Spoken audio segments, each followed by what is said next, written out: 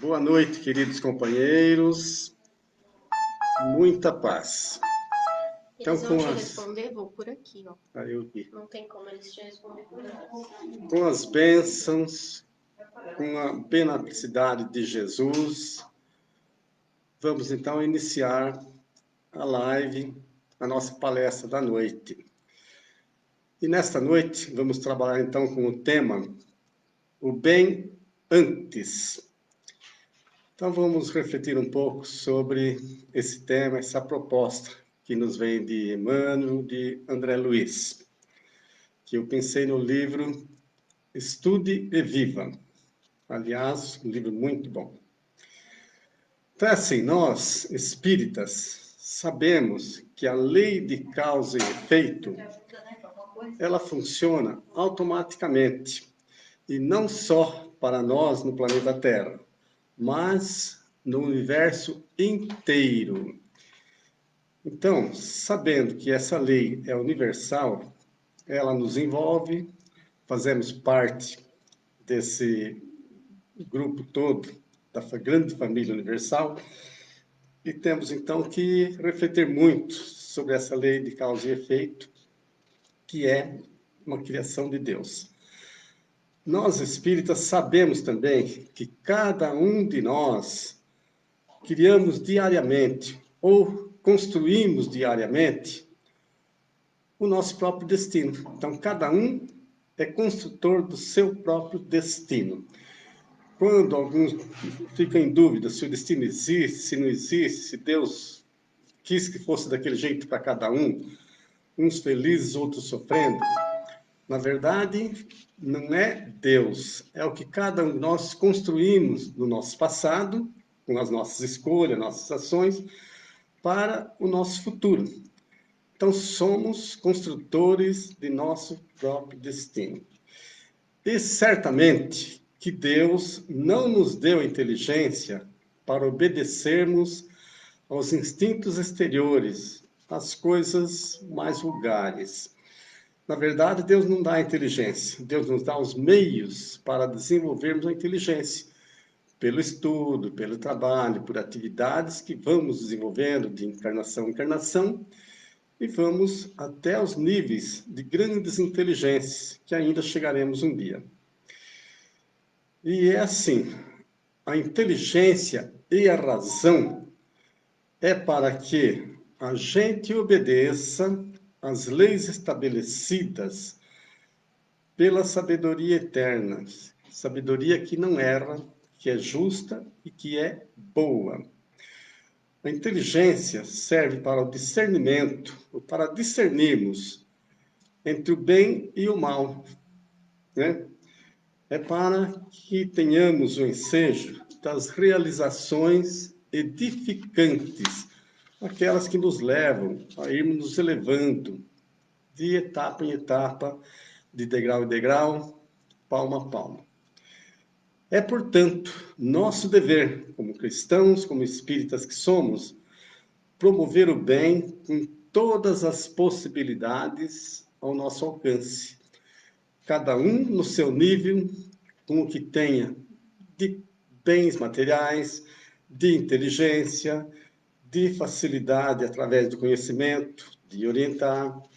Enfim, nós temos nosso cabedal, nossos patrimônios, e então cabe a cada um de nós promover o bem com aquilo que temos, com aquilo que possamos. Ninguém vai cobrar de nós, Deus não vai cobrar de nós, aquilo que ainda não atingimos, que ainda não somos.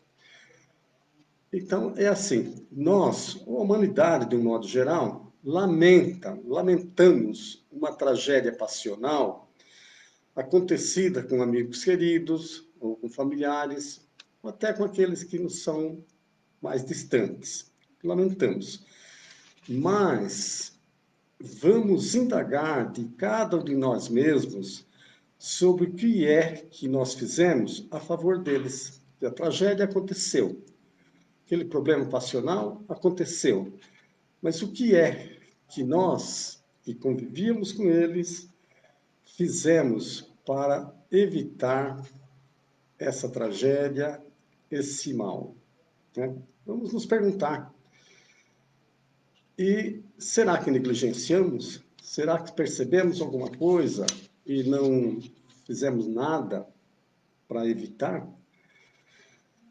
Ainda, quando mães desvalidas, mães desoladas, desertam da própria vida pelo fenômeno do suicídio, nos chocamos profundamente. É muito lamentável e choca mesmo, né? Mas o que é que nós fizemos para atenuar sua própria penura, seu sofrimento, suas dificuldades, para que essa mãe sofrida não tivesse tido essa opção de desertar da vida?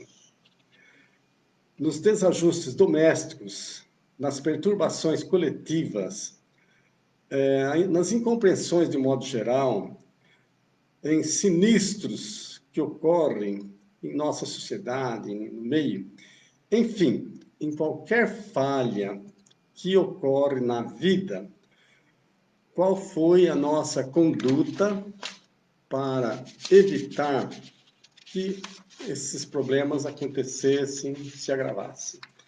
Então, temos sempre que estar nos consultando.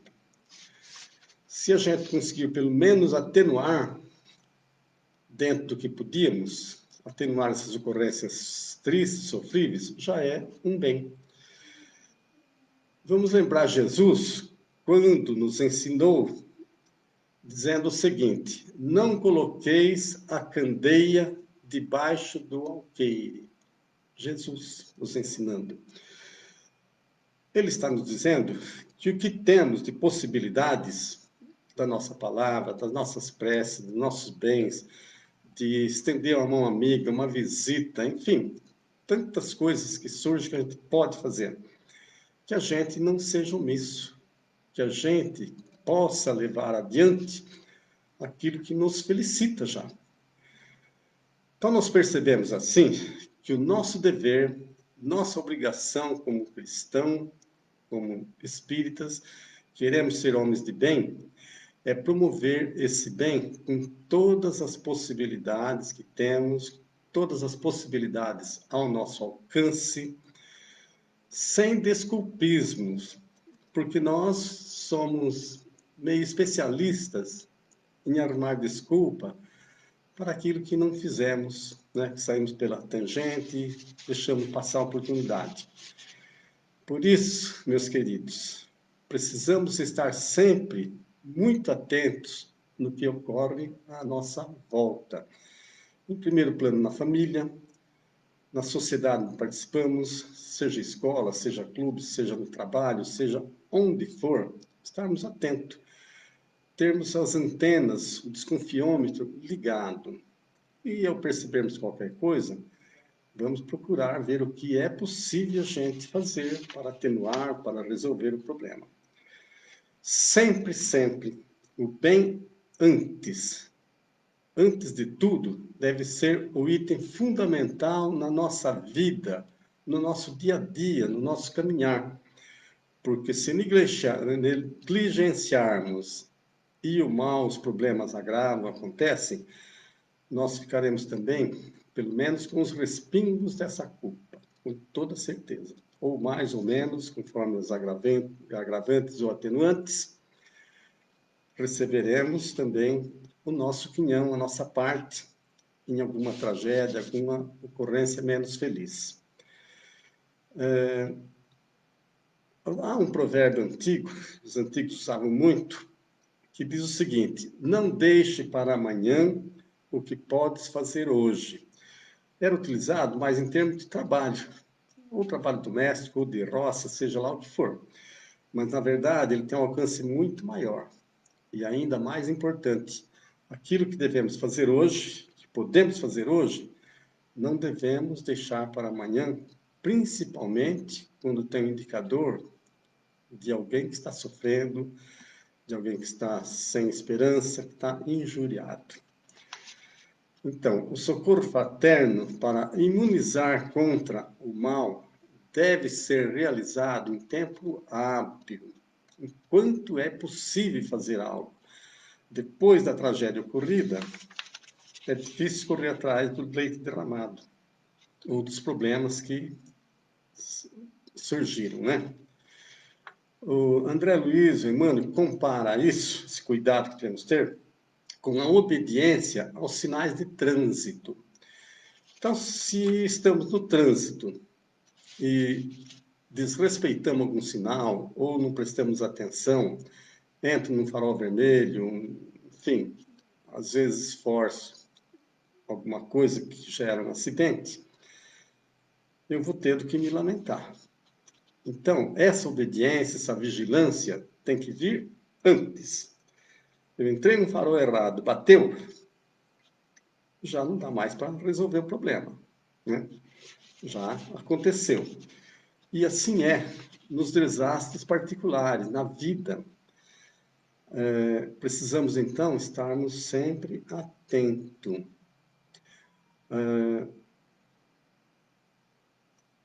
Eu vou citar aqui um exemplo que tem na literatura espírita, e já ouvi algumas vezes em palestra. Um senhor morava num prédio, que tem aquelas sacadas em comum, e chegando à noite, já meio tarde, chegando do centro espírita, porque ele era espírita, cansado do trabalho, querendo repousar, um vizinho o abordou a meia distância e disse que precisava conversar com ele. Ele deu aquele desculpinho e falou, olha, amanhã a gente conversa sim, a gente vai conversar, amanhã a gente conversa. Entrou para dentro, se preparou e foi dormir. De manhã, quando acordou, escutou um burburinho, um barulho, umas coisas estranhas para fora. Aí ele saiu para ver o que estava acontecendo. E qual foi a surpresa dele, a notícia? Aquele vizinho que quis conversar com ele à noite havia se suicidado. Então pensa, é como aquele que não observou o sinal vermelho, achou que dava e foi. Então, nós ficamos com a consciência maculada, marcada, né? Então precisamos estar atentos, sim. Há aqueles que se disfarçam, não ajudam, preocupados com as opiniões do que dizem os outros. Então, olha, quantas opiniões dos outros? Porque eles falam assim, mas nós somos livres, nós temos livre-arbítrio, temos a liberdade, e não temos nada a ver com as experiências ou com a vida do próximo. Aí eu pergunto, será? Será que não temos? Então é lógico, cada um tem o livre-arbítrio, mas os itens de fraternidade, aquilo que é a nossa parte, estarmos dando as mãos, é uma obrigação, uma necessidade, um dever nosso, como cristãos, né? Kardec, em Obras Póstumas, nos diz o seguinte, só teremos igualdade, liberdade, só teremos fraternidade, se a fraternidade vier primeiro. Então, o que Kardec diz com isso, em Obras Póstumas? Nós temos a liberdade, mas, para termos fraternidade, para termos igualdade, tem que haver a fraternidade em comum, né? Não há outro jeito. E olha, queridos, quando falamos de Emmanuel, quando falamos de Kardec, quando falamos do anjo Ismael, ou de algum outro anjo, por exemplo, temos que considerar a grande luz, o grande alcance, a grande envergadura intelectual, espiritual desses irmãos maiores, porque eles possuem um alcance que nós nem imaginamos. E temos que levar, então, essa condição, essa evolução que eles têm, bastante a sério. Eles trazem seus conselhos, seus ensinamentos, nos apontam o caminho. E só para refletir um pouco sobre isso, vamos lembrar de uma passagem que está no livro Trajetória de Luz. É um livro que foi editado em comemoração aos 65 anos da mediunidade de Chico Xavier. Tá bom. O que nos diz esse livro? Numa entrevista, quando estava se elaborando esse livro, perguntaram para o Chico Xavier como que Emmanuel, e olha, Emmanuel, quem já leu sobre ele, vê alcance as regiões siderais que ele frequenta, que ele atua, muito, muito, até é difícil de a gente imaginar. Então, como Emmanuel recebia o anjo Ismael, né? O anjo Ismael é o anjo que preside com suas falanges os destinos do Brasil. E qual foi a resposta do Chico? De joelhos. Então, olha, Emmanuel, com toda a sua grandeza, recebia o anjo Ismael de joelhos. Então, nós, na nossa pequenez, temos também que nos debruçar espiritualmente, saber que são irmãos que nos amam e que fazem tudo para a nossa elevação, nossa paz, nossa felicidade, nosso destino bastante promissor. Segundo Emmanuel, segundo André Luiz, tem uma situação que nós temos que aprender a distinguir. Distinguir o viver do conviver. Porque são coisas diferentes e a gente, às vezes, não se atenta a distinguir essas duas coisas. Então, nós somos livres? Temos livre-arbítrio, liberdade? Sim, temos. Para as escolhas de nossas ações, de nossos atos, de nosso pensamento. Tudo isso é o viver, certo? Agora, quanto ao conviver, então há uma interdependência, uma inter-relação. Então, a gente não está sozinho no conviver. Nós somos necessitados uns dos outros, para o bem de todos, para fazer o bem sempre. Por isso, Deus nos criou para vivermos em conjunto, em sociedade, e nunca sozinho, isolado de todo mundo, não é? Porque, no fundo, todos nós somos necessitados uns dos outros. Temos a necessidade de fazer o bem que seja possível na reparação de desastres ocorridos, para ajudar, para aliviar a dor, a obrigação de fazer tudo para evitar qualquer mal que surja, que a gente possa estar fazendo, mas para que a nossa consciência possa estar sempre tranquila, é preciso saber se fizemos o bem antes. Então, se eu fiz, ou pelo menos fiz o máximo ao meu alcance, para evitar algum mal de família, uma separação que seja, uma agressão, uma tentativa de homicídio, seja o que for, se eu fiz o meu melhor, ainda que eu não tenha conseguido, a minha consciência vai estar tranquila, embora a gente lamente. E muitas vezes, com a ajuda da prece, dos benfeitores, a gente consegue realmente evitar, mudar a rota das coisas. Isso teria vários exemplos para citar, mas o nosso tempo também não permite. Então, a dádiva tem força de lei. A caridade, no fundo, tem força de lei em todos os domínios da criação.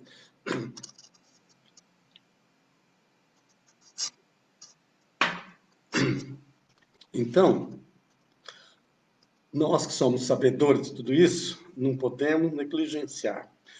A natureza está cheia de exemplos. A flor, por exemplo, não nos dá o seu perfume. A árvore nos dá o seu fruto, sua sombra, suas bênçãos para a melhora das chuvas. Enfim, o animal nos oferece o trabalho, nos oferece a própria vida para a nossa alimentação, suas peles para agasalhos. Enfim, mesmo com o sacrifício, eles nos ajudam.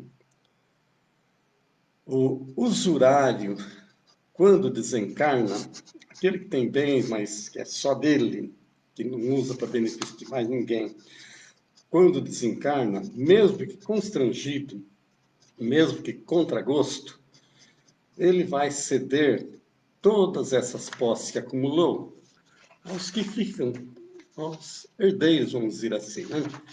Então, não adiantou nada. Às vezes, nem ele mesmo usufruir desses bens, com uma vida melhor, mas achando que aquilo era dele, a posse dele Por quê? Isso porque tudo, no fundo, todos os bens da vida pertencem a Deus, nosso Pai, nosso Criador, que nos ama e que nos empresta esses bens para administrarmos para o bem de todos e para o nosso crescimento, nossas realizações. Portanto, meus queridos, vamos procurar desenvolver nossa capacidade máxima de auxiliar. Nós estamos, na verdade, em treinamento, em preparação para um futuro melhor e mais feliz. Temos que fazer a nossa parte.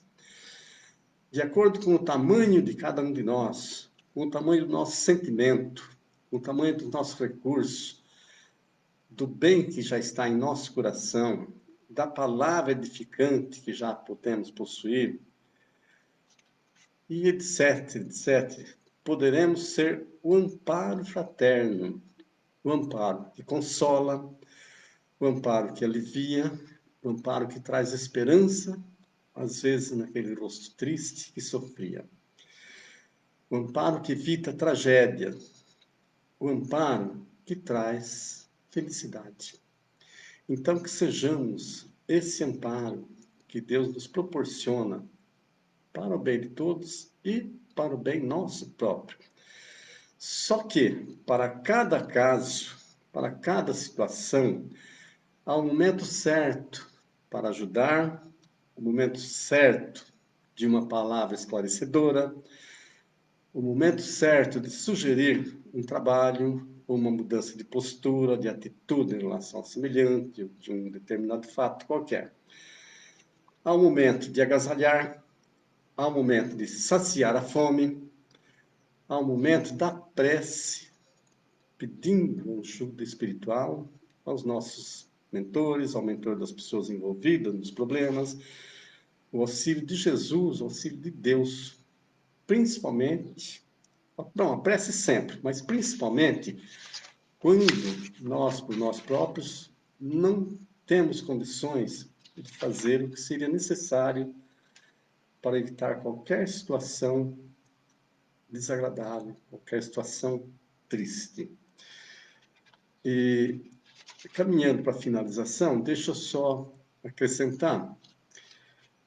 A gente não costuma citar exemplo pessoal.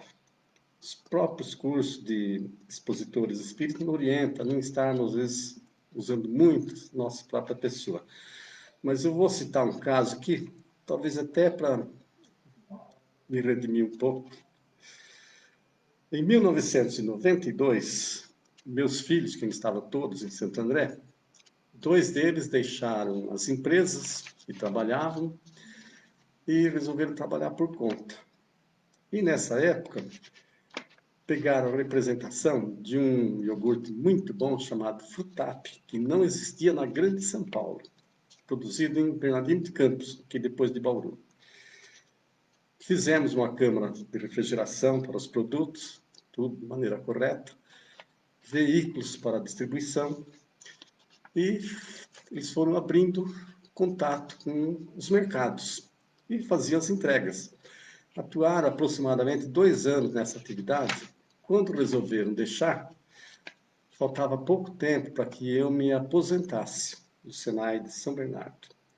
Só que nessa época eu entrava às 13 horas no trabalho e saía às 22, 22h30. Então, eu, minha esposa e uma das noras resolvemos assumir o negócio. Reduzimos uma parte dos clientes, que o nosso tempo era menor, e continuamos trabalhando. E num determinado dia, logo nos primeiros tempos que a gente estava fazendo isso, eu fui fazer uma entrega desses iogurtes num mercado em Mauá. Quando eu estava fazendo a entrega, chegou um menino junto com a caminhonete que eu estava usando, aquela carinha sofrida, um menino de uns 10, 11 anos, pedindo um pouco daqueles produtos, aquele iogurte. Como era na região carente, eu sabia que tinha muitas crianças naquelas situações, eu fiquei com receio de abrir um precedente e cada vez que eu chegasse lá, começasse a vir a montoeira de criança. E fui negando, e ele insistiu, pediu mesmo, quase que implorou, mas eu acabei sendo irredutível e não ajudei. Bem, fui embora. E o tempo foi passando. Só que até hoje, eu parece que ouço, até me emociona. Ouço a voz daquele menino, aquele rostinho sofrido, pedindo ajuda. Então, foi um momento que eu negligenciei. Então, marca a consciência, pesa. Por isso, eu procuro estar sempre atento para não perder nenhuma oportunidade, ainda que exija algum sacrifício, a gente não deixar de fazer por causa de medo, de preocupações. Não. Ainda que tenha que correr risco, vamos fazer o bem antes. O bem sempre, em toda oportunidade. Precisamos auxiliar sempre com alegria, com gratidão ainda.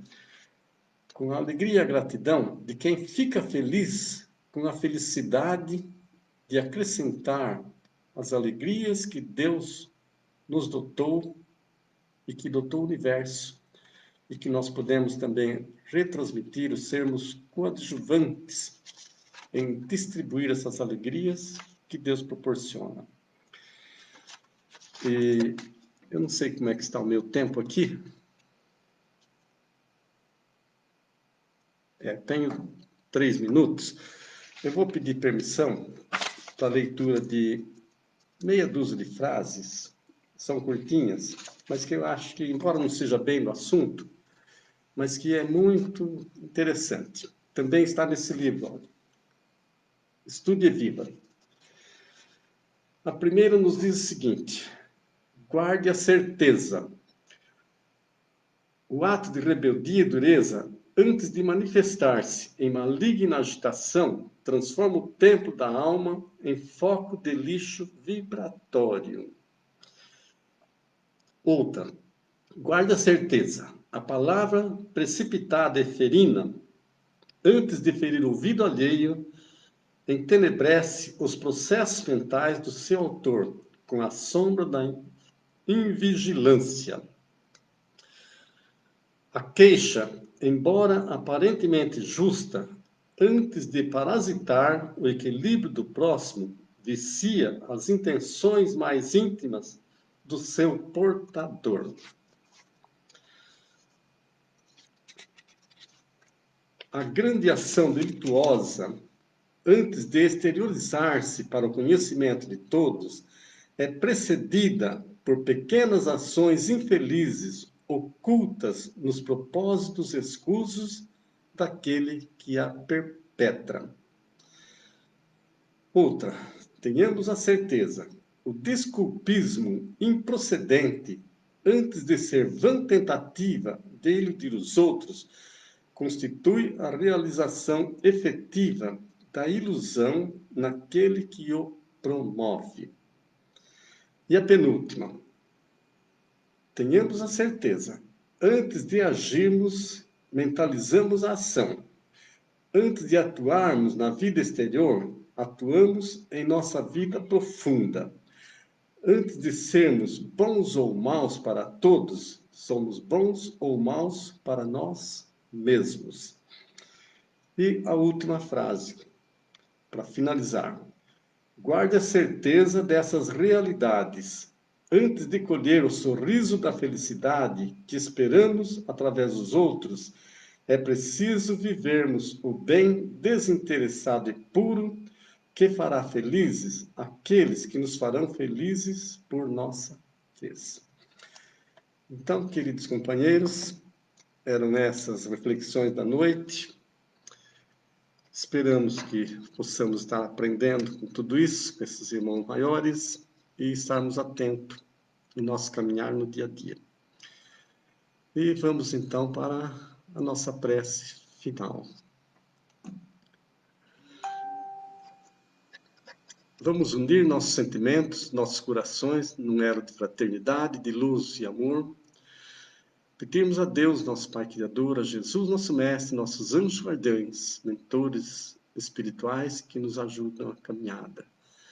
Esteja conosco, nos fortalecendo, nos inspirando, nos dando força, discernimento, para que juntos possamos fraternalmente fazer o bem antes, bem sempre, no nível máximo que cada um possuir para essa obra divina. Que sejamos divulgadores do Evangelho pelas palavras, pelas ações, pelos nossos exemplos. E propicie-nos, benfeitores, uma noite tranquila, de paz, de harmonia, para todos nós, para toda a humanidade. Que assim seja, com as bênçãos de Jesus, com as bênçãos de Deus, nosso Pai. Um grande abraço fraterno, com saudade de todos vocês. Amamos a todos indistintamente. Um abraço. Fiquem com Deus.